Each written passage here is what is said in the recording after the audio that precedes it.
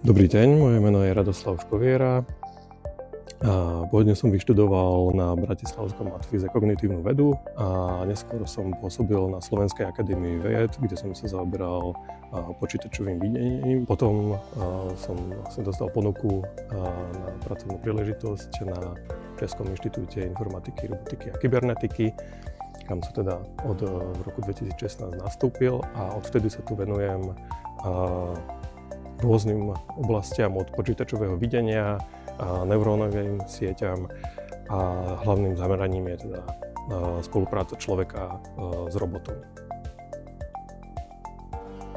Podľa môjho názoru v tej kolaboratívnej robotike sú tri hlavné problémy. Jeden by som nazval motorický, druhý kognitívny a tretí je sociálny. Ten sociálny je vlastne o tom, aby tie roboty naozaj viedli k skvalitneniu ľudského života a nie zhoršeniu, čomu určite by sa mali venovať všetci a mali by na to vždy myslieť. Každopádne našim hlavným zámerom je riešenie vlastne tých prvých dvoch problémov a teda toho motorického a kognitívneho. Ten motorický je vlastne o tom, že na rozdiel od priemyselných robotov, ktoré sú už vyvíjane mnoho desiatok rokov a dosahujú vysokú presnosť a rýchlosť pri výrobe, tie kolaboratívne roboty kvôli tomu, že musia byť bezpečné, tým pádom sa môžu hýbať menšími rýchlosťami a musia mať ďalšie senzory na sebe, aby vlastne neublížili človeku, aby s ním mohli naozaj reálne spolupracovať, tak žiaľ nie sú na tom až tak dobré. A celkovo roboty stále ešte nedosahujú manipulačných schopností nás ľudí, ktorí máme zručné prsty a dokážeme vlastne riešiť precízne nielen jednu úlohu, ale veľké množstvo úloh a manipulovať s veľkým množstvom objektov veľmi precízne, či už v priemysle alebo v domácnosti. Ten kognitívny problém je vlastne otázka porozumenia toho robota svojmu okoliu, to znamená objektom, ktoré sa okolo neho nachádzajú, na čo sa môžu používať, ako s nimi môže manipulovať, kde sa môžu prípadne nachádzať, kde bývajú na základe svojich vlastností odložené.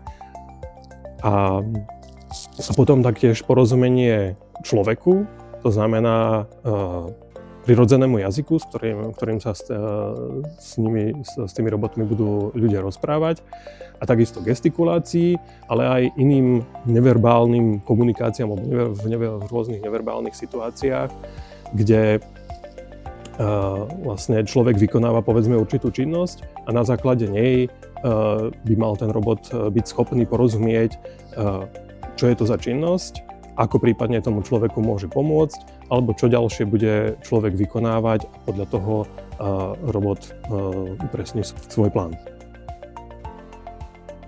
Podľa môjho názoru tá kolaboratívna robotika sa v nasledujúcich rokoch bude uberať dvomi takými hlavnými smermi. Jedným je vlastne nasadenie tých kolaboratívnych robotov v špecifickejších situáciách, čiže v nejakých oblastiach, kde sú obzvlášť vhodní, to znamená